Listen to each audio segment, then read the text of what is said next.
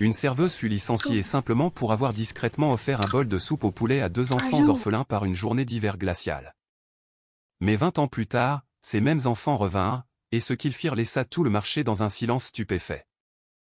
Personne n'aurait pu imaginer qu'un simple bol de soupe ce jour-là suffirait à changer le destin de 3 vies et à révéler une vérité que toute la ville avait autrefois ignorée. Une douce lumière du soleil filtrait à travers les vitres, projetant une faible lueur sur les tabourets en vinyle rouge à l'intérieur d'un petit restaurant niché à côté d'un arrêt de bus fédéral. La neige recouvrait le parking, mais la journée restait lumineuse, baignée par cette lumière hivernale froide qui rend tout immobile et lointain. Tania Miller essuyait le comptoir lorsque la porte s'ouvrit brusquement. Une rafale de vent glacial s'engouffra, apportant des flocons de neige et 2 enfants. Elle leva les yeux et se figea. Un garçon d'environ 13 ans se tenait là, dans une veste râpée à l'épaule déchirée. Son visage était couvert de saleté, mais ses yeux étaient d'une vivacité troublante. Serrée fermement contre lui se trouvait une petite fille plus jeune que lui, portant un sweat à capuche rose, pieds nus, les joues pâles de froid. Personne ne dit un mot. Le restaurant était presque vide. Il n'y avait que Tania et les 2 enfants. Quelques clients étaient assis à l'arrière, mais personne ne prêtait attention. Tania sortit de derrière le comptoir, se pencha légèrement, sa voix s'adoucissant.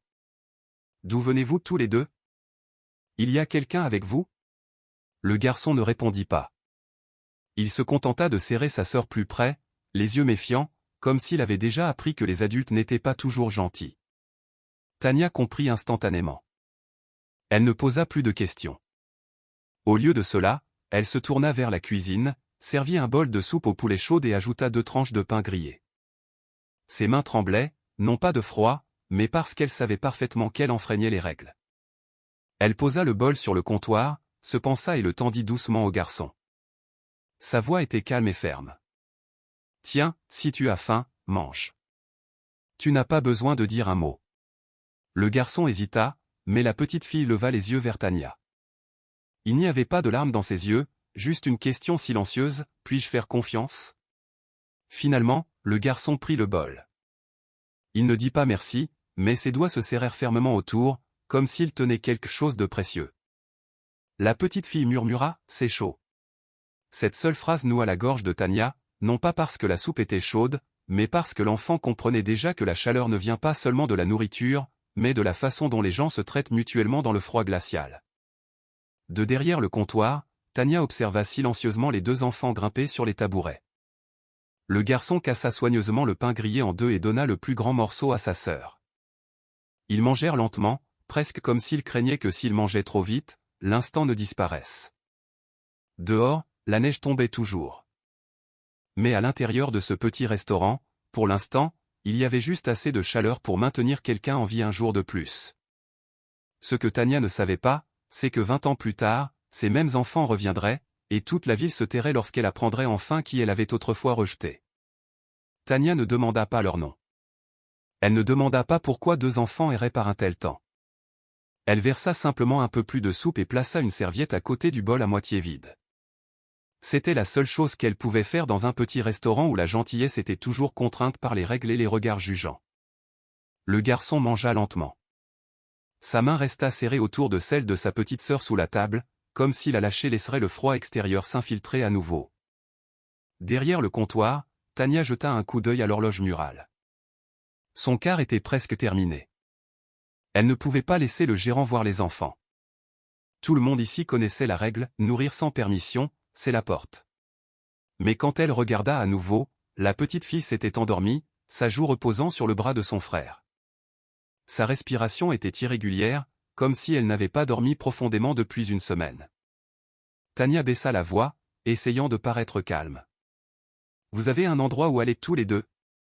Le garçon secoua la tête, puis murmura, à peine plus fort qu'un souffle, « Personne ne nous attend. » Une phrase qui coupa droit au cœur. Tania regarda autour d'elle. Les clients étaient partis, la cuisine était propre. Elle sortit, posant doucement sa main sur l'épaule du garçon. « Si vous avez besoin de rester ici jusqu'à ce qu'il fasse plus chaud, je n'ai rien vu. » Le garçon leva les yeux pour la première fois. Il y avait quelque chose dans ses yeux, non pas de la confiance, non pas de l'espoir, mais de l'incertitude. Comme s'il avait oublié ce que c'était d'être autorisé à rester. Tania n'attendit pas sa réponse. Elle alla à l'arrière et sortit la petite couverture qu'elle gardait pour les clients malades, et un verre de lait chaud. Quand elle revint, le garçon était toujours là, veillant sur sa sœur. « Comment vous appelez-vous » demanda Tania, sa voix douce, comme un murmure sur du pain chaud. Une brève pause, puis le garçon répondit « Je m'appelle Ellie. »« C'est Nina. » Elle hocha la tête, les répétant silencieusement, les gravant dans sa mémoire. Ellie, Nina, deux noms perdus dans une tempête hivernale. Et à partir de ce moment-là, Tania sut que l'on ne pouvait pas être simplement la femme qui servait de la soupe et tournait le dos lorsque son remplaçant arrivait. Tania conduisit discrètement les enfants à la sortie de derrière. Elle se pencha et dit doucement « Je ne peux pas vous laisser rester à l'intérieur, mais près du cabanon de stockage, il y a un endroit qui bloque le vent. Si vous avez besoin de revenir, faites-le. Mais ne laissez personne vous voir, d'accord ?» Ellie n'acquiesça pas. Il ne dit pas merci. Il se contenta de resserrer sa prise sur la main de sa sœur et s'avança dans la neige sans se retourner. Tania resta là un instant. Le vent s'engouffrait par ses manches, mais sa poitrine se sentait chaude, comme si quelque chose avait survécu au blizzard en elle. Elle n'avait pas besoin d'un merci, car elle comprenait certains enfants. Merci était trop demandé. Survivre, voilà pourquoi ils ont la force. Quelques minutes plus tard, la petite fille sortit discrètement de sa poche un petit objet. Elle l'offrit à Tania des deux mains. Ceci, c'était à notre maman, mais elle est partie. Je veux que tu l'aies. C'était un simple mouchoir en tissu, bordé de dentelle usée. Il y avait un bleu pâle brodé dans le coin, la broderie légèrement de travers, soit faite à la main, soit très ancienne. Tania l'accepta et lissa doucement les plis. Merci. J'en prendrai grand soin. Pour la première fois, Tania vit la petite fille sourire, un petit sourire, mais lumineux. Les jours suivants, les rencontres discrètes entre les trois continuèrent.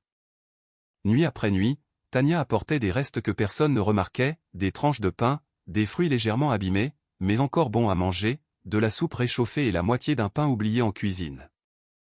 Elle emballait tout soigneusement, étiquetant chaque article au crayon comme s'il s'agissait d'une vraie commande. Personne ne posait de questions, et Tania n'expliquait jamais. Elle comprenait que parfois, le silence est la manière la plus douce d'empêcher les cœurs de souffrir davantage. Une nuit, une soudaine tempête de neige se déclara. Tania passa tout son quart anxieuse, jetant un coup d'œil à la porte arrière chaque fois que le vent hurlait.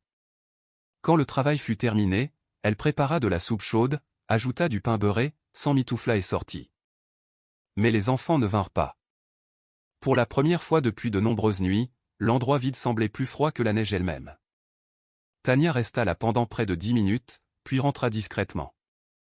En rentrant chez elle, elle serrait fermement le sac de nourriture comme si elle s'accrochait encore à l'espoir. Quand elle ouvrit la porte de son appartement, sa mère était assise sous la faible lumière jaune, tricotant une écharpe. Elle ne demanda pas grand-chose. Dit juste une chose tandis que Tania accrochait son manteau, « Tu ne peux pas sauver le monde entier. Mais tu peux en réchauffer un petit coin. » Tania posa la nourriture sur la table et s'assit à côté de sa mère. « Je ne sais pas si elles reviendront, maman. Si elles reviennent, cela signifie que tu as aidé. Et si elles ne reviennent pas, tu as quand même été quelqu'un qui n'a pas détourné le regard. » Madame Ruth regarda Tania avec des yeux doux, et ces mots simples et sans phare laissèrent Tania s'émouvoir. Cette nuit-là, elle plaça le vieux mouchoir dans une petite boîte à côté de son lit. Elle ne savait pas pourquoi. Peut-être parce que c'était la seule chose qui restait d'une mère sans nom, d'une petite fille sans nom de famille et d'un moment de chaleur discrète par une nuit d'hiver glacée. Mais Tania savait une chose avec certitude. Depuis qu'elle avait revu ses deux enfants, elle ne se sentait plus vide à la fin de ses quarts. Les nuits silencieuses avaient maintenant un but. Personne ne voyait, personne ne savait, mais c'était suffisant pour la faire tenir. Tania commença son quart de nuit ce soir-là comme tous les autres jours, mais quelque chose en elle se sentait différent. Une inquiétude silencieuse s'insinua. La neige dehors avait cessé de tomber, mais la vieille neige s'était durcie en une croûte épaisse et grise le long de l'allée arrière du restaurant. La veille, Ellie et Nina n'étaient pas venues. Elle avait attendu plus de 10 minutes. La nourriture chaude dans ses mains devenait lentement froide, mais seul le vent mordant lui avait répondu. C'était la première fois depuis de nombreuses nuits que l'espace vide sous l'auvent semblait un silence sans fin, rongeant sa tranquillité d'esprit. Elle n'en parla à personne. Tania n'était pas du genre à apporter ses préoccupations personnelles à son travail. Elle essuyait toujours chaque table avec un chiffon humide, balayait les miettes sous les chaises et vérifiait le poste de soupe comme toujours. Ses mains bougeaient avec une aisance habituelle, mais chaque fois qu'elle passait devant la porte arrière, ses yeux s'arrêtaient quelques secondes, cherchant inconsciemment l'espace vide au-delà. Jessica Lagne, la gérante adjointe, observait depuis le bureau de la mezzanine. De là-haut, elle pouvait superviser tout le restaurant sans que personne ne la remarque, comme une araignée tissant silencieusement sa toile. Ses cheveux blonds étaient soigneusement attachés. Sa robe noire fourreau moulante soulignait sa silhouette impeccable, et ses yeux vifs et calculateurs semblaient tout évaluer. Tout le monde. Les autres employés avaient tendance à garder leur distance avec Jessica, ressentant un frisson chaque fois qu'elle passait. Personne ne le disait à voix haute, mais tout le monde savait que Jessica n'aimait pas partager l'attention avec qui que ce soit, et encore moins être éclipsée. Et Tania, involontairement, était quelqu'un qui attirait l'attention. Les clients réguliers saluaient souvent Tania par son nom. Certains demandaient même des nouvelles de sa mère. Un agriculteur gentil lui avait un jour apporté des pommes fraîches du marché. D'autres laissaient des notes de remerciement manuscrites sur leur reçu. Ces petits gestes, loin d'être appréciés, devenaient des épines dans le pied de Jessica. Pour elle, la vraie reconnaissance venait d'une performance impeccable au travail, d'une apparence irréprochable et d'une progression de carrière rapide, pas de ce qu'elle appelait silencieusement une vague sentimentalité ou de bon marché acte de gentillesse. Quelques nuits auparavant, Jessica avait vu Tania debout sous l'auvent avec les 2 enfants. Elle avait vu Tania ouvrir ses bras pour les embrasser, ignorant le froid et la saleté. Mais aux yeux de Jessica, il n'y avait aucune gentillesse dans ce geste, seulement une envie brûlante et un sentiment de menace croissant, le danger qu'une femme aussi ordinaire que Tania, par ses simples actions, soit aimée et appréciée plus qu'elle, celle qui travaillait si dur pour maintenir une image parfaite. La nuit précédant l'arrêt des visites des enfants, lorsque Tania ouvrit de nouveau la porte arrière, tenant la nourriture préparée, un pain chaud et un petit récipient de soupe épaisse de légumes, la lumière du bureau de l'étage s'éteignit. Jessica avait déjà quitté son poste, son téléphone à la main, enregistrant. Elle se tenait cachée dans l'ombre près de la cage d'escalier, téléphone levé, les yeux vifs de calcul, observant Tania se pencher pour déposer délicatement le sac en papier sur la marche familière, puis attendre tranquillement. Aucune réponse, pas de pas pressé, pas de silhouette familière d'Ellie ou de Nina. Ce même vide pesant s'installa à nouveau sur elle. Tania laissa échapper un soupir discret, teinté de déception, puis plaça la nourriture dans un récipient en plastique scellé et se retourna pour rentrer à l'intérieur. Mais c'était tout ce dont Jessica avait besoin.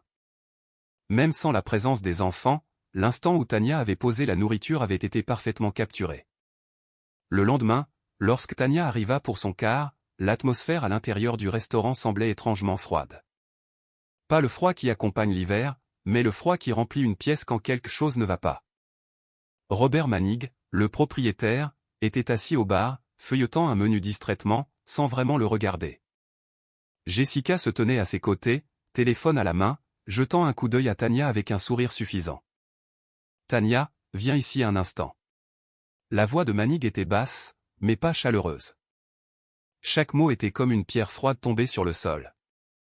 Tania posa son tablier sur le comptoir et s'approcha. Une vague de malaise lui parcourut le dos, mais elle garda son visage calme. Avant qu'elle ne puisse demander quoi que ce soit, Jessica lui tendit son téléphone. L'écran montrait une vidéo, Tania accroupie près de la porte arrière, déposant un sac de nourriture sur le sol enneigé. Pas de mots, juste de l'action. La vidéo était assez longue pour suggérer quelque chose de suspect, assez courte pour effacer toute trace de compassion. « Expliquez-moi ça, » dit Manig, son ton inchangé, ses yeux fixés sur l'écran. Tania regarda la vidéo, puis leva les yeux, croisant le regard jugeant de son patron et le sourire triomphant de Jessica. Sa voix était ferme, essayant de rester raisonnable. C'était des restes de nourriture. Je les ai donnés à 2 enfants laissés dehors dans le froid. Ils n'ont rien demandé. Je ne voulais pas que ça soit gaspillé. Vous traitez les fournitures du restaurant comme si elles étaient les vôtres? Interrompit Manig, sa patience clairement à bout. Nous sommes une entreprise, Tania, pas une œuvre de charité. Vous avez mal compris votre rôle ici. Jessica inclina légèrement la tête, ce même faux sourire toujours sur ses lèvres. Son ton était doux, comme si elle partageait une vérité malheureuse. Mais si les clients le découvrent, surtout les rumeurs concernant la distribution de restes, cela pourrait sérieusement nuire à la réputation de Golden Fork. Ces mots étaient comme de l'essence versée sur un feu, transformant la gentillesse de Tanya en une menace contre le bénéfice. La frustration monta en Tanya. Elle ne pouvait accepter que ses actions soient ainsi déformées. Elle coupa court, sa voix plus basse, maintenant ferme. Je n'avais pas pitié. Je ne voulais juste pas voir 2 enfants s'évanouir de froid derrière cette cuisine au cœur de l'hiver. Cette nourriture allait être jetée, vous le savez. La pièce devint silencieuse. La tension était suffocante. Manning se leva, ajusta le col de sa veste de costume avec une finalité. Vous n'avez pas à prendre cette décision, Tanya, pour quelque raison que ce soit. C'est une grave violation de notre politique et malheureusement, Tanya, vous allez devoir partir avec effet immédiat. Plus de discussion. Tanya ne bougea pas. Elle ne pleura pas, ne supplia pas, ne dit plus un mot pour sa défense. Son visage était pâle, mais ses yeux gardaient leur fierté. Elle baissa simplement la tête, acceptant l'injustice. Il n'y avait pas besoin de discuter. La vérité de ce qui s'était passé lui suffisait. Jessica la raccompagna jusqu'à la porte d'entrée. Juste avant que Tanya ne sorte, elle se pensa, à peine audible, et murmura avec une cruelle satisfaction, « Tu n'as jamais mérité d'être regardée comme il te regardait, Tanya. Ce genre de respect, c'est pour des gens comme moi. » Tanya s'arrêta une seconde, serra les poings, mais ne regarda pas en arrière. Elle ouvrit la porte et sortit. Le froid de la fin de soirée d'hiver s'engouffra, mais il ne piquait pas autant que ce qu'elle laissait derrière elle, la trahison et l'extinction impitoyable de quelque chose de bon. Ce n'était pas d'être licencié qui faisait le plus mal. C'était la façon dont quelque chose de discret et de gentil avait été tordu, mal compris et transformé en acte répréhensible par ceux qui étaient au pouvoir. En rentrant chez elle, la neige avait recommencé à tomber. Les doux flocons blancs se posaient sur les cheveux et les épaules de Tanya, fondant presque instantanément. Elle traversa une ruelle familière, passant devant l'ancienne boulangerie et la laverie. Dans la poche de son manteau usé, sa main serrait le petit mouchoir que Nina lui avait autrefois donné, maintenant froissé, mais qui sentait encore faiblement cette vieille odeur de tissu, un fragile souvenir au milieu de la tempête. Elle ne savait pas si elle reverrait un jour ses 2 enfants. Elle ne savait pas ce qu'elle ferait le lendemain. Mais elle savait une chose avec une certitude absolue, si elle pouvait remonter le temps, elle ferait exactement la même chose. Car certaines actions, même si elles nous coûtent tout, même si elles sont mal comprises ou qualifiées de mauvaises, valent toujours la peine d'être faites et valent la peine de supporter le silence de l'injustice, parce que la valeur de la gentillesse n'a jamais dépendu de l'approbation de quelqu'un d'autre. La nuit où elle fut licenciée, Tanya traversa silencieusement la ruelle étroite entre des rangées de bâtiments en briques vieillies. Le froid s'infiltrait par son manteau usé jusqu'à ses os. Elle fit le chemin à pied jusqu'au petit appartement où Ruth, sa mère, l'attendait. Il n'y avait plus de mots à dire, juste le sentiment profond que le monde auquel elle avait autrefois cru, qu'elle avait fidèlement servi, lui avait claqué la porte au nez sans avertissement. Quand Tanya entra, la faible lumière d'un vieux lampadaire projetait une douce lueur sur la silhouette frêle de Ruth, assise dans son fauteuil. Ses mains tremblantes tricotaient encore une écharpe pour l'hiver à venir. Sa vue avait un peu baissé, mais elle leva quand même les yeux lorsque la porte grinça. « Tu es rentré. » Sa voix était basse, mais elle essayait de garder sa douceur familière. Tanya ôta son manteau, l'accrocha soigneusement au crochet, puis s'approcha de sa mère. Elle s'assit et prit doucement la main de Ruth dans la sienne. « J'ai été licenciée, maman. » Les mains de Ruth s'arrêtèrent. Le fil glissa de ses aiguilles et tomba sur le sol. Pas de réprimande, pas de long soupir, juste un regard calme, triste, mais non surpris. Le genre de tristesse que seule une mère connaît. Une mère qui a vu sa fille déçue trop de fois. « Je n'ai rien fait de mal, maman, tu le sais, dit Tanya, sa voix plus un murmure pour elle-même qu'autre chose. Ruth ne répondit pas. Elle tendit simplement la main et repoussa les cheveux de sa fille, un geste simple, mais qui contenait tout l'amour, l'inquiétude et l'impuissance qu'une mère pouvait ressentir. Les jours suivants, Tanya recommença sa recherche d'emploi. Avec plus de 8 ans d'expérience en tant que cuisinière, elle pensait pouvoir décrocher un nouveau poste quelque part, même quelque chose de petit. Elle mit à jour son CV, imprima quelques copies et commença à frapper aux portes des restaurants partout à Glenmere. Au début, les entretiens semblaient prometteurs. Beaucoup de gérants de restaurants étaient impressionnés lorsqu'elle mentionnait son travail chez Golden Fork. Il hochait la tête, souriait, lui serrait même la main.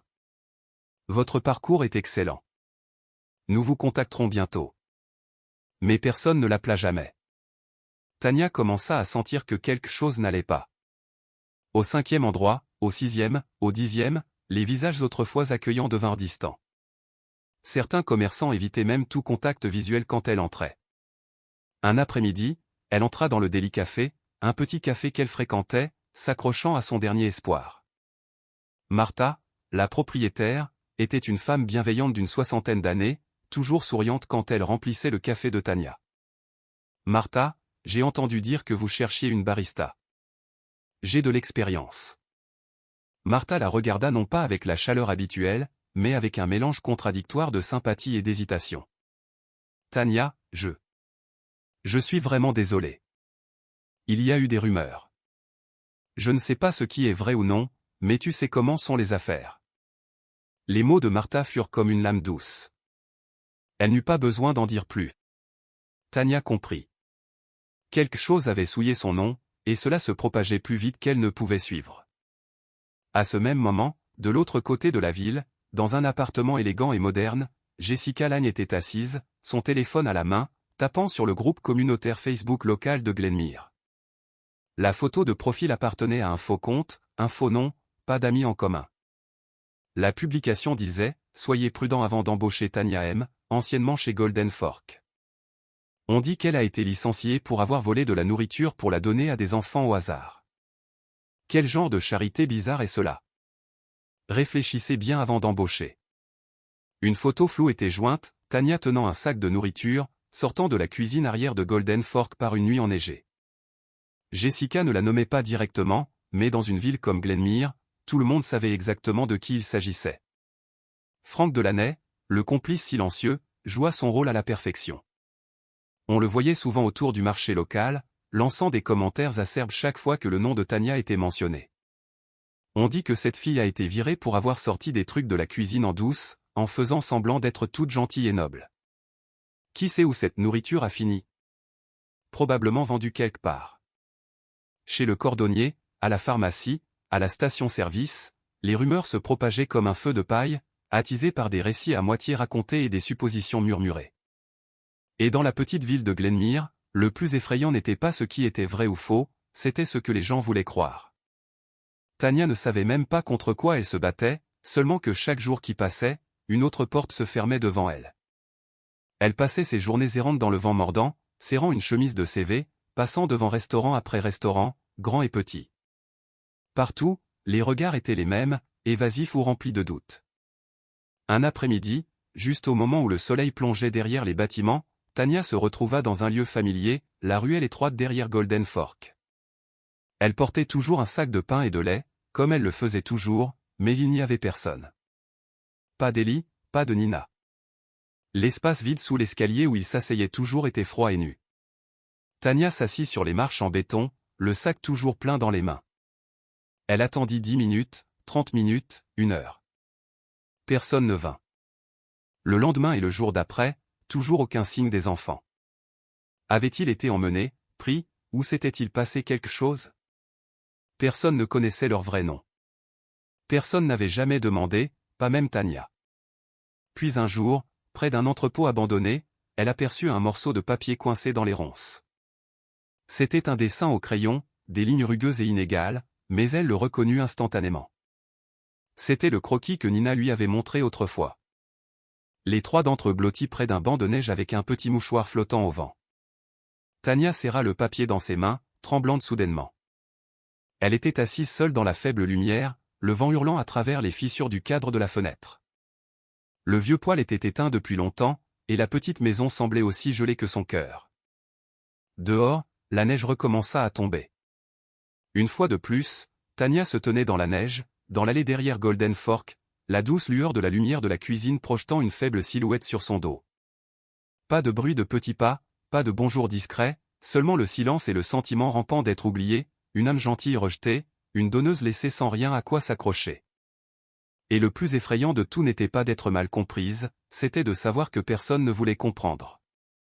20 ans s'étaient écoulés depuis la nuit où Tanya fut licenciée de Golden Fork, la nuit où non seulement la porte d'un restaurant, mais toute la ville de Glenmere lui claqua au nez. Après avoir perdu son emploi, Tanya essaya de prendre un nouveau départ. Elle épousa David, un plombier au grand cœur, mais seulement 3 ans plus tard, il mourut dans un accident de travail. Il n'eut jamais la chance de fonder une famille. Avant même que le chagrin ne puisse s'installer, sa mère Ruth tomba gravement malade et décéda après une longue période d'alitement. Tanya se retrouva sans rien, pas de famille, pas de travail et nulle part où elle se sentait vraiment la bienvenue. Elle accepta des petits boulots dans des villes éloignées, espérant éviter les regards de jugement à Glenmere. Sa réputation ternie la suivait partout.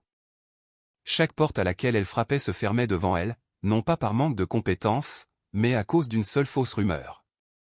Mais peu importe le nombre de fois où la ville la mettait à terre, Tanya se relevait discrètement, car dans son cœur, il y avait encore une chose à laquelle s'accrocher, quelque chose que sa mère lui avait dit un jour, la seule façon de sortir des ténèbres est d'allumer une bougie.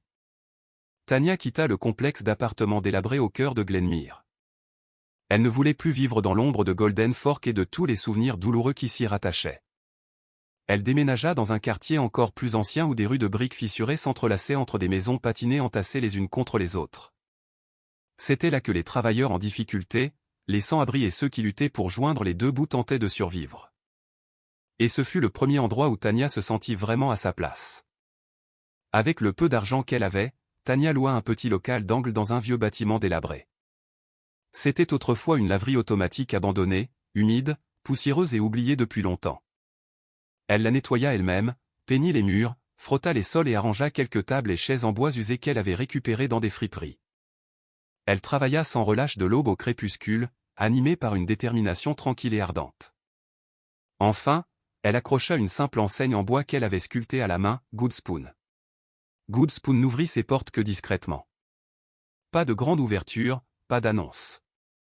Ce n'était pas un restaurant chic, c'était une petite cuisine, une minuscule flamme dans les ténèbres froides de la vie. Au début, Tanya servait de la soupe chaude et du pain gratuitement aux sans-abri et aux familles à faible revenu du quartier. Elle n'avait pas beaucoup de capital, mais elle croyait que tant qu'elle donnerait le meilleur d'elle-même, les choses iraient bien. Chaque matin, elle allait elle-même au marché, choisissant les ingrédients les plus frais qu'elle pouvait se permettre et cuisinait avec amour chaque marmite de soupe et chaque plateau de pain. Les premières personnes à franchir la porte de Goodspoon furent des hommes barbus aux yeux fatigués, des femmes minces épuisées par la vie et des enfants au visage sale et aux ventres affamés. Ils ne venaient pas pour un menu élaboré ou un service raffiné. Ils venaient pour l'arôme chaud de la soupe qui flottait à travers la porte et pour la gentillesse discrète de Tanya qui ne jugeait jamais. Personne ne leur demandait qui ils étaient ou ce qui les amenait là. S'ils avaient faim, Tanya les nourrissait. Peu à peu, le bouche à oreille se répandit. Goodspoon devint un refuge pour ceux qui étaient dans le besoin. Ce n'était pas seulement un endroit pour manger, c'était un endroit où les gens se sentaient vus, accueillis et traités avec dignité. Certains commencèrent à donner le peu qu'ils avaient, peut-être quelques pièces de monnaie ou un bouquet de légumes de leur jardin pour aider Tanya à faire tourner la cuisine. Ceux qui ne pouvaient pas donner d'argent aidaient d'autres manières, nettoyer, faire la vaisselle, peindre les murs. Goodspoon devint plus qu'une soupe populaire. Elle devint un petit centre communautaire, un lieu où la gentillesse se propageait naturellement comme la chaleur d'un feu bien entretenu. Sur un simple mur blanc à l'intérieur du magasin, Tanya avait accroché une petite photographie. C'était une vieille photo de sa mère Ruth, souriant doucement, les yeux remplis de chaleur.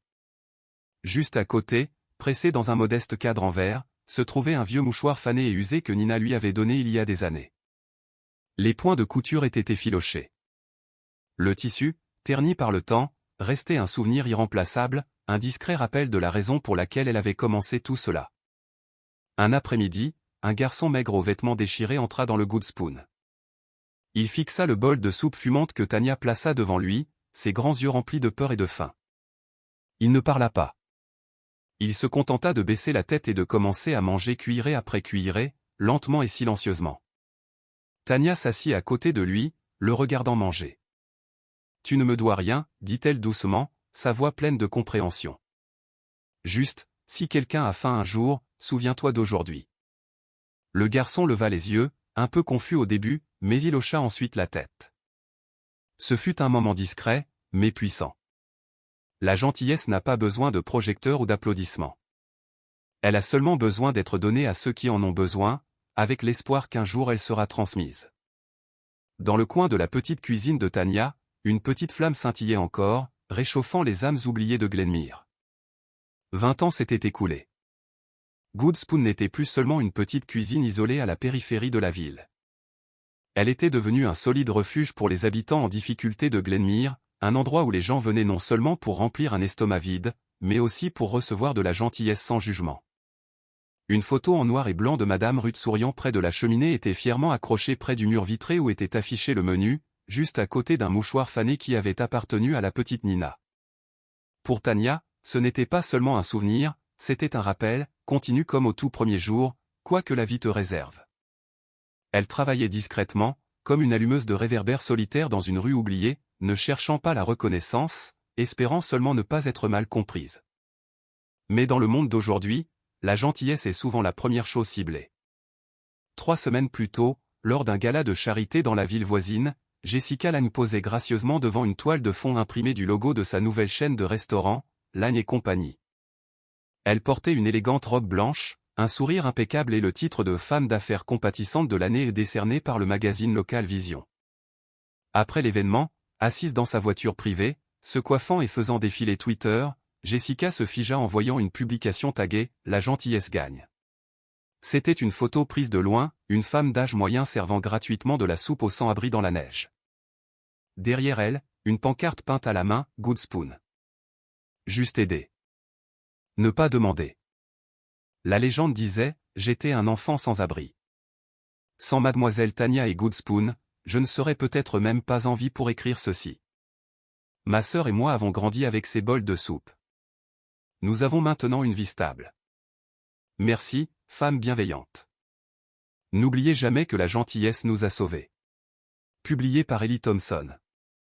Les doigts de Jessica se figèrent. Tania, le nom, la transperça comme une épine. Des souvenirs qu'elle avait longtemps enfouis sous des couches de maquillage, de contrats et de projecteurs affluèrent, accompagnés d'une irritation qu'elle pensait avoir laissée derrière elle il y a des années. Tania, celle qui lui avait coûté de l'influence au sein du groupe Golden Fork, celle qui était louée alors qu'elle n'était qu'une humble ouvrière de cuisine, celle qui existait encore d'une manière ou d'une autre. Jessica serra son téléphone. Comment ce petit nom, issu de ce coin oublié de la ville, pouvait-il soudainement être salué comme un symbole de gentillesse? Inacceptable. Il était hors de question que Tania soit considérée comme un modèle alors que Jessica avait passé des années à se frayer un chemin vers le haut, allant même jusqu'à fabriquer des vérités justes pour réparer son image publique. Elle composa le numéro de Franck Delaney, son loyal bras droit silencieux depuis des années. Je veux que le nom de Tania Miller disparaisse de Google, des médias sociaux, qu'il soit enterré si profondément qu'il ne remonte jamais. 3 semaines plus tard, un matin, alors que Tania préparait une marmite de soupe aux pommes de terre pour un groupe d'orphelins récemment arrivés et hébergés près du magasin, Marie, une mère célibataire qui s'arrêtait souvent pour chercher de la nourriture, entra dans la cuisine, le visage inquiet. « Tania, as-tu vu ce qu'il y a sur Internet ?» Tania, qui utilisait rarement un smartphone, secoua la tête. Marie lui tendit le téléphone. L'écran s'illumina avec un titre audacieux et venimeux, « Goodspoon, cuisine caritative ou foyer d'intoxications alimentaires ?» L'article parut sur un forum communautaire bien connu, écrit d'un ton si acéré et si étrangement détaillé qu'il souleva des sourcils. Il décrivait plusieurs cas présumés d'intoxication alimentaire après avoir mangé au Goodspoon. Mais pire, bien pire, il mettait en lumière le passé sombre de la propriétaire du café, précédemment licenciée pour vol et fraude à Golden Fork. L'article n'avait pas de signature, mais à la toute fin, le crédit de partage était clair, partagé par Jessica Lange. En quelques heures, le message se répandit comme une traînée de poudre. Le hashtag GoodspoonScam inonda Twitter et Facebook, entraînant une tempête de commentaires virulents, totalement déçus. Fausse gentillesse. Je savais que quelque chose de louche se passait. Des comptes anonymes commencèrent à s'entasser, affirmant des choses comme « J'ai vu des rats là-bas une fois » ou « Mon parent a eu mal au ventre après y avoir mangé », alors même que Tania n'en avait jamais vu aucun auparavant. Ce soir-là, Goodspoon devint une cible médiatique. Des journalistes se tenaient dehors avec des caméras. Une équipe d'inspecteurs sanitaires entra avec des visages sévères, vérifiant chaque pot d'épices, chaque serviette, chaque recoin de la cuisine. Mademoiselle Tania, Pouvez-vous expliquer les allégations d'intoxication alimentaire? Est-il vrai que vous avez été licencié de Golden Fork pour détournement de nourriture? Certains affirment que vous avez exploité la sympathie des gens pour collecter des fonds douteux. Quelle est votre réponse? Tania se tenait là dans sa propre cuisine, forçant ses mains à rester immobiles. Elle répondit calmement, véridiquement, n'ayant rien à cacher, je suis entièrement disposée à coopérer avec toute enquête. Je n'ai rien à dissimuler. Elle ne s'emporta pas. Elle ne cria pas. Elle ne supplia pas qu'on la comprenne, parce qu'elle savait que la vérité n'avait jamais besoin d'être criée. Mais à l'intérieur, la vieille blessure, celle qui saignait autrefois, commença à nouveau à lui faire mal. C'était un après-midi maussade. La pluie tapotait doucement les vitres du magasin tandis que Tania essuyait le comptoir. Une élégante voiture noire s'arrêta de l'autre côté de la rue. La vitre se baissa. Jessica Lange, vêtue d'un tailleur coûteux, tourna la tête pour jeter un coup d'œil vers Goodspoon. Elle ne sortit pas. Elle était en pleine interview, entourée de journalistes, vantant sa nouvelle entreprise sociale. Les caméras tournaient, les lumières la clignotaient, et dans cette lueur, Jessica leva la main et fit un signe à Tania. Ce n'était pas un salut, c'était une déclaration de victoire. Un sourire poli teinté de venin se dessina sur les lèvres de Jessica, parfait pour la photo, comme chaque cliché qu'elle publiait sur Instagram. Mais ses yeux étaient comme des lames, plus acérés que n'importe quel regard, plus froids que la brume précoce de l'hiver de Glenmere. Il semblerait que tu ne te relèveras pas cette fois, Tania. Jessica ne le dit pas à voix haute, mais Tania l'entendit clairement, douloureusement dans son esprit. Elle se retourna discrètement, les yeux posés sur la cuisine derrière elle, le lieu même qui avait autrefois offert de l'espoir à tant de monde. Maintenant, il était entouré de soupçons, de questions difficiles et d'une femme tirant toutes les ficelles en coulisses. Mais Tania ne tomberait pas, car la gentillesse n'a pas besoin de public, et la justice ne nécessite parfois qu'un bol de soupe chaude au bon moment, un regard honnête et une vérité qui ne peut être réduite au silence. La campagne de dénigrement de Jessica Lange et les rumeurs qui se sont répandues sur les réseaux sociaux ont eu des conséquences rapides et dévastatrices. Peu de temps après que la publication de Jessica soit devenue virale, un ordre de suspension temporaire a été émis contre Goodspoon. Les inspecteurs sanitaires ont achevé leur examen, et bien qu'ils n'aient trouvé aucune preuve concrète d'intoxication alimentaire ou de violation grave, la pression de l'opinion publique, combinée à la soi-disant histoire de Tania, a suffi à les forcer à agir. Les portes en bois de Goodspoon, autrefois un symbole d'espoir et de chaleur, étaient maintenant scellées avec un avis officiel affiché dessus. Les médias n'ont pas lâché l'affaire. Des journalistes restaient régulièrement devant, caméras pointées sur le magasin fermé, diffusant des histoires de scandales d'intoxication alimentaire et semant le doute sur la sincérité de la gentillesse. Le nom de Tania Miller, ainsi que Goodspoon, était répété maintes et maintes fois dans les bulletins d'information locaux et les fiches de discussion en ligne, souvent accompagnés d'étiquettes dures comme fraude, immoral et récidiviste. Ce qui blessait Tania plus que tout, c'était le changement d'attitude de ses propres voisins, des gens qu'elle avait aidés, des gens qui avaient autrefois reçu des bols de soupe chaude et des pains gratuits lorsqu'ils avaient faim, commençaient à lui tourner le dos. Au début, quelques-uns passaient pour montrer leur soutien, mais à mesure que la pression médiatique augmentait et que les rumeurs s'intensifiaient, leurs visites diminuèrent puis cessèrent complètement. Les regards reconnaissants qu'elle connaissait autrefois la regardaient maintenant avec suspicion et peur. Les gens évitaient Tania quand elle passait. Plus de sourires, plus de petites discussions sur le trottoir. Le quartier qui avait autrefois semblé si plein de compassion se sentait maintenant plus froid que le plus rude des hivers. Et une fois de plus, la solitude l'enveloppa étroitement. James, son gentil voisin âgé et l'un des rares qui croyait encore en elle, passait souvent la voir dans son appartement. Il voyait en elle la façon dont elle s'était flétrie, la façon dont la tristesse ne quittait jamais ses yeux. Tania, dit-il un après-midi, alors qu'ils étaient assis dans son petit appartement, regardant la douce neige commencer à tomber dehors par la fenêtre. Tu dois parler. Tu dois leur dire la vérité, ce que tu as fait pour Ellie et Nina toutes ces années, comment tu as été injustement licencié et ce que Jessica Lange te fait maintenant. Ils comprendront. Tania secoua doucement la tête. Ses yeux dérivèrent vers le lointain, et sa voix était calme, mais lourde d'une résignation tranquille. S'ils me croyaient, James, je n'aurais pas besoin d'expliquer. Et s'ils ne me croient pas, quoi que je dise, ils n'écouteront pas. Ils chercheront juste plus de raisons de douter. Ces mots n'étaient pas de la défaite. C'était une acceptation douloureuse de la nature humaine et de la difficulté de défendre la gentillesse lorsqu'elle a été déformée.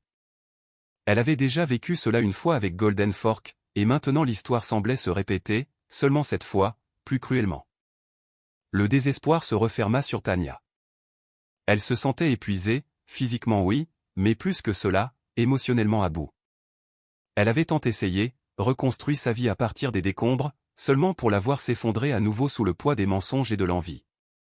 Elle se souvint de ces nuits froides il y a des années, seule dans la neige après avoir été licenciée.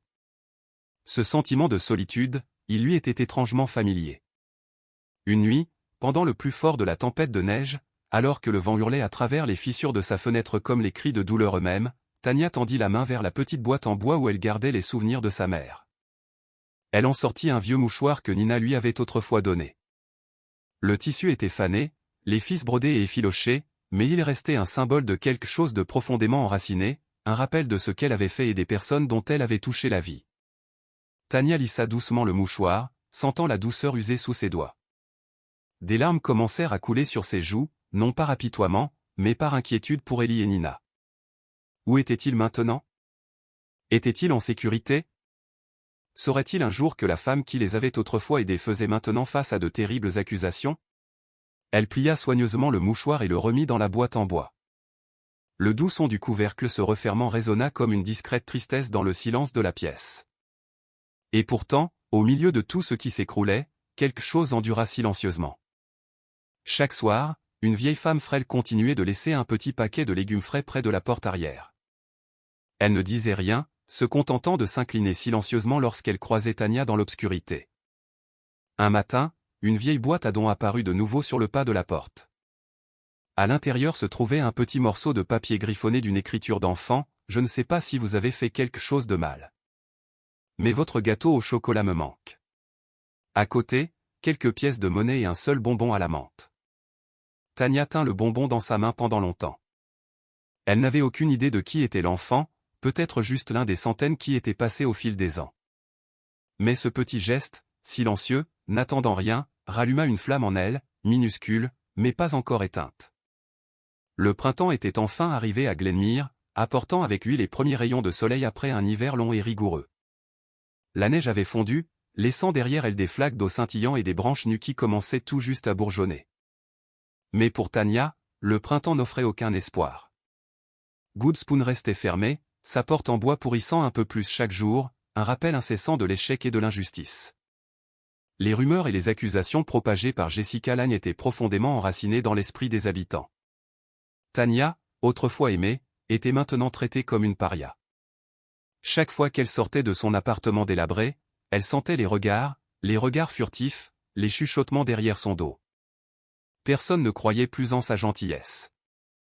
Ce matin-là, Tanya se força à sortir. La brique de lait dans le réfrigérateur était vide, et sa mère lui avait dit un jour, « Quoi qu'il arrive, ne te laisse jamais, toi ou ta mère, avoir faim. » Elle essaya de marcher vite, la tête baissée, évitant tout contact visuel, mais les mots étaient plus difficiles à esquiver. Alors qu'elle passait devant l'étal de légumes, une femme âgée, autrefois une habituée de Golden Fork, lui tourna brusquement le dos et marmonna à la personne à côté d'elle, « Quelle fausse bienfaitrice. » Un homme qui avait l'habitude d'accepter de la soupe gratuite de Goodspoon à ses débuts lui lança un regard rempli de suspicion, puis cracha par terre. Chaque mot, chaque regard, chaque acte de rejet était comme une lame dans la poitrine de Tanya. Elle se sentait exposée, mise à nu sous le poids du jugement public. Les rumeurs l'avaient transformée en méchante, et la solitude, la honte n'avait jamais coupé aussi profondément. Elle voulait disparaître, s'enfouir sous la terre humide du printemps et ne jamais revenir. Au moment où Tanya sentit qu'elle ne pouvait plus faire un pas, alors qu'elle se frayait un chemin à travers la foule, les yeux rougis et le cœur trop lourd à porter, une élégante voiture de luxe noire s'arrêta soudain devant l'épicerie de l'autre côté de la rue. Le doux sifflement des freins déchira l'air tendu comme un coup de tonnerre dans ses oreilles. Tous les regards du marché se tournèrent vers le véhicule. La porte arrière s'ouvrit. Un homme grand, à l'allure prospère, en costume sur mesure, sortit. La douce lumière du soleil printanier tomba sur son visage, et Tanya ressentit une étrange décharge de reconnaissance dans ses yeux profonds et sombres. Il la regarda directement, un sourire chaleureux et radieux se répandant sur son visage. Puis derrière lui apparut une jeune femme, ses longs cheveux bruns soigneusement attachés, sa tenue chic et professionnelle. Il n'y avait aucune tentative de cacher l'émotion dans son regard. Ses grands yeux brillants regardaient Tania avec une tendresse indubitable. Ils marchèrent droit vers Tania, sans hésitation. Chaque pas qu'il faisait semblait porter une force invisible, repoussant le voile de suspicion qui flottait dans l'air. La foule commença à se calmer, la curiosité l'emportant sur le jugement. « Mademoiselle Tania », dit l'homme, sa voix basse et ferme, remplie de quelque chose de proche de la joie. Elle transperça le silence anormalement calme comme la lumière du soleil traversant les nuages. Tania resta figée. Elle les regarda, essayant de concilier l'image de deux enfants minces et tremblants blottis derrière la cuisine du restaurant toutes ces années, avec les individus réussis et adultes se tenant devant elle maintenant. Un nom enfoui au plus profond de sa mémoire lui revint avec une clarté soudaine. Ellie, sa voix tremblant de manière incontrôlable. Elle se tourna vers la jeune femme à ses côtés, dont les yeux conservaient toujours la même innocence frappante. Nina. Le visage de l'homme s'illumina d'un sourire radieux. Oui, c'est nous, mademoiselle Tania, Ellie et Nina. Les deux s'avancèrent sans plus d'explication, sans hésitation. Ellie ouvrit grand les bras. Tania n'hésita pas une seconde. Elle se précipita dans son étreinte. Une étreinte pleine de force, d'émotions qui avaient été refoulées pendant tant d'années, sentant la chaleur et la présence stable de l'homme qu'il était devenu. Puis Nina s'avança aussi, en la serrant par derrière de ses bras maintenant adultes, la serrant fort. Tous trois se tenaient au milieu de la place du marché, entourés de spectateurs stupéfaits et silencieux, enveloppés dans une vague d'émotions trop puissante pour les mots. Ce fut plus qu'une simple réunion, ce fut une discrète justification, un moment de justice pour une âme blessée. Alors qu'il se lâchait doucement, Ellie lui tint fermement les épaules, son regard stable et plein de respect. Il la regarda droit dans les yeux, puis se tourna vers la foule choquée qui les entourait. « Nous ne sommes pas ici pour vous dire merci, mademoiselle Tania, » dit Ellie, sa voix chaleureuse et claire portant à travers les lieux normalement silencieux. Il parla avec conviction, non seulement pour elle, mais pour tous ceux qui regardaient. « Nous sommes ici pour vous dire que vous aviez raison, même quand le monde entier avait tort. Nous n'avons jamais oublié ce que vous avez fait pour nous. Vous nous avez donné plus que de la nourriture. Vous nous avez donné de l'espoir. Vous nous avez donné la foi que de bonnes personnes existent encore, même quand toutes les autres portes s'étaient fermées. » Ces mots soulevèrent un poids de la poitrine de Tania, un poids qu'elle avait porté seule pendant des années. Des années de solitude, de blâme, d'être mal comprise et mise de côté. Et maintenant, avec juste quelques mots simples et sincères, tout semblait s'envoler. Ses larmes commencèrent à couler, douces et régulières, mais ce n'étaient pas des larmes de douleur. C'étaient des larmes de libération, d'une joie profonde et accablante. Elle regarda dans les yeux d'Ellie et Nina et vit non seulement de la gratitude, mais de la force, une promesse silencieuse de justice. Nina, la petite fille d'il y a tant d'années, était maintenant une belle jeune femme. Pourtant, son doux sourire enfantin demeurait. Elle tendit à Tania un tissu soigneusement emballé. « C'est à moi, mais je veux que vous le récupériez, » dit Nina tendrement, sa voix pleine d'amour, comme pour compenser toutes les années de séparation.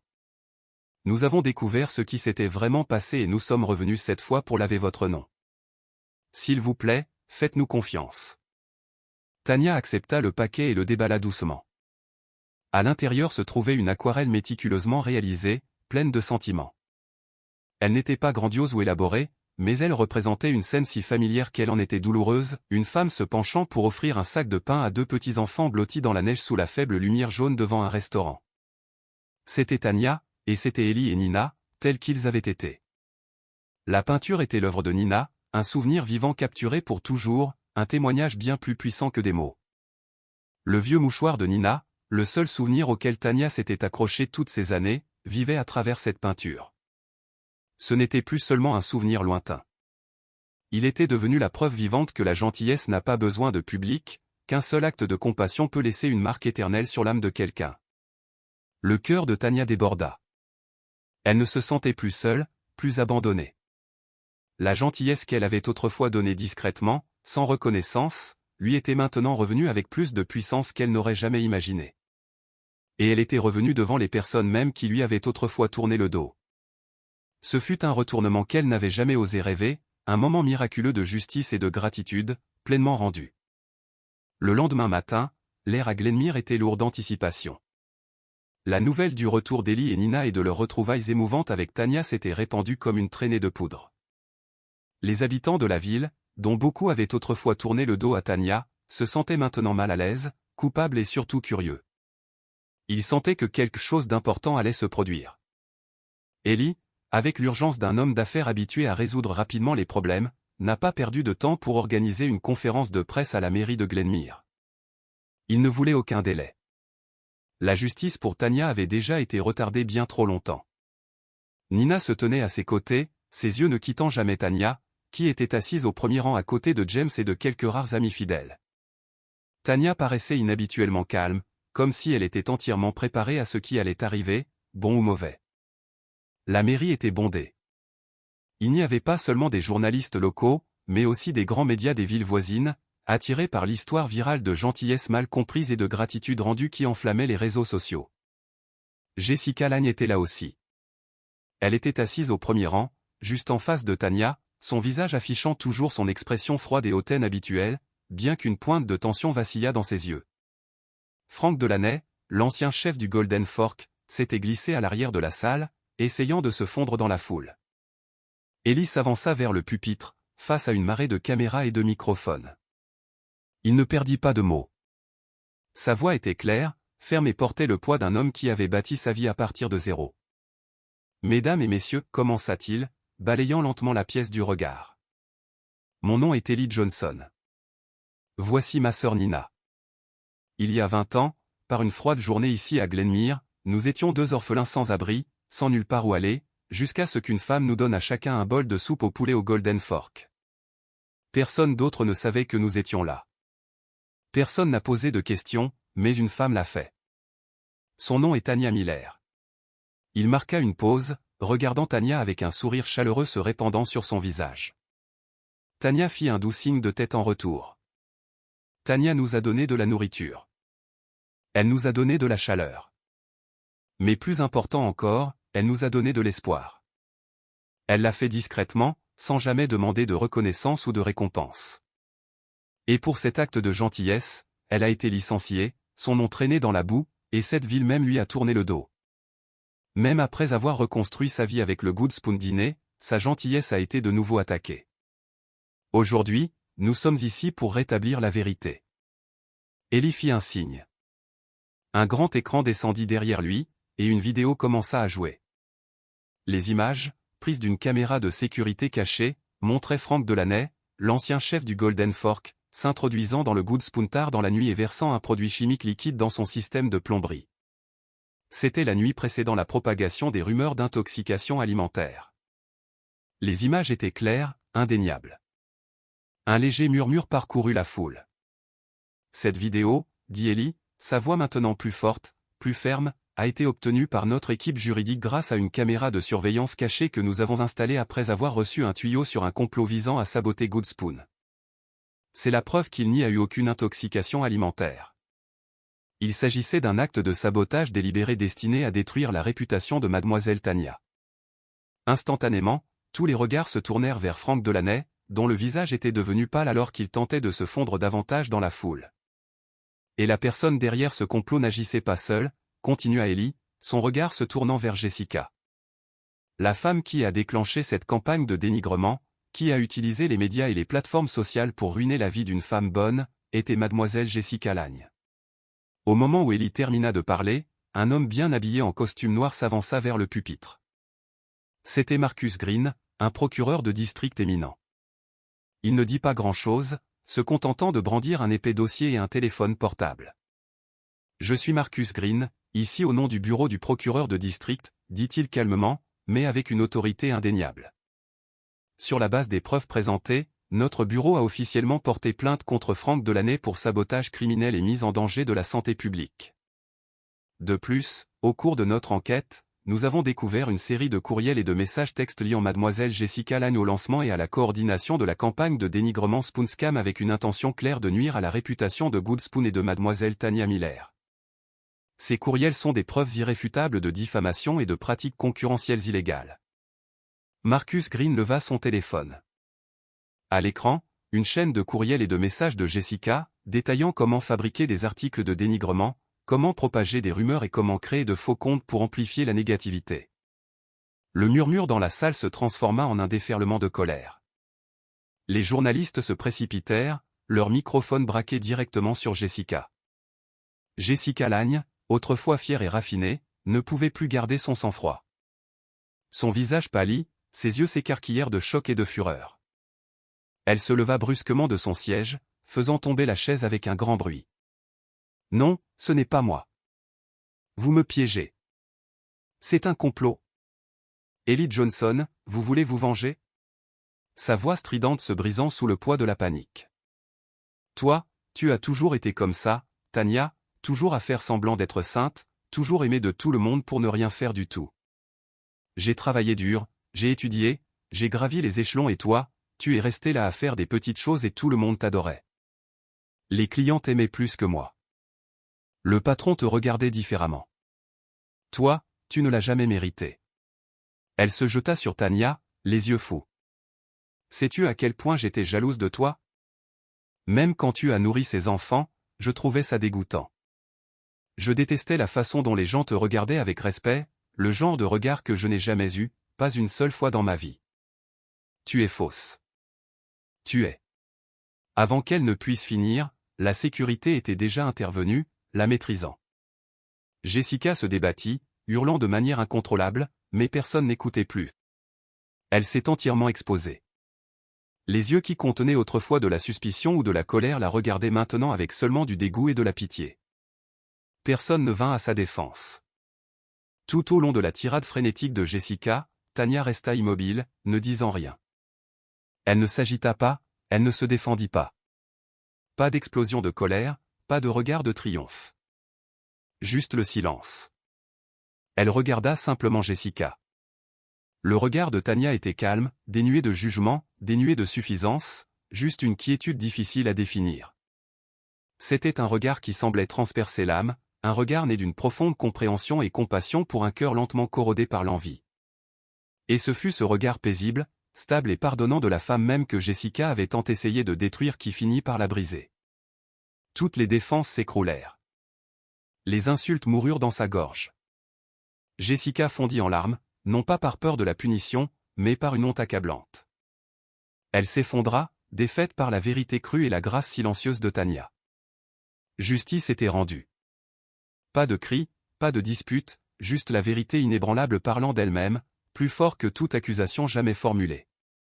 Tanya avait été innocente, et non par ses propres mots, mais par des preuves irréfutables et les actions des personnes même qu'elle avait autrefois choisi d'aider. Un mois après l'explosive conférence de presse à la mairie de Glenmere, la vie a progressivement retrouvé son rythme, mais rien n'était tout à fait pareil. La réputation de Tanya avait été entièrement restaurée, plus éclatante et plus solide que jamais. La nouvelle de son histoire, celle d'Ellie et Nina, s'était répandue dans tout le pays, devenant un symbole de gentillesse mal comprise et de justice enfin rendue. Frank Delaney avait été arrêté et attendait son procès. Jessica Lange, ébranlée par les événements de la conférence de presse, se retrouva sous enquête interne pour concurrence déloyale et diffamation. Naturellement, sa carrière autrefois impeccable s'était complètement effondrée. Quant à Ellie et Nina, leur vie avait changé à jamais depuis cette froide nuit d'hiver. Après avoir reçu l'aide de Tanya, ils perdirent contact avec elle pendant un temps jusqu'à ce qu'ils soient accueillis par une femme âgée nommée Jeannette. Mademoiselle Jeannette, qui n'avait pas d'enfant à elle, fut émue par l'histoire des frères et sœurs et leurs liens indéfectibles.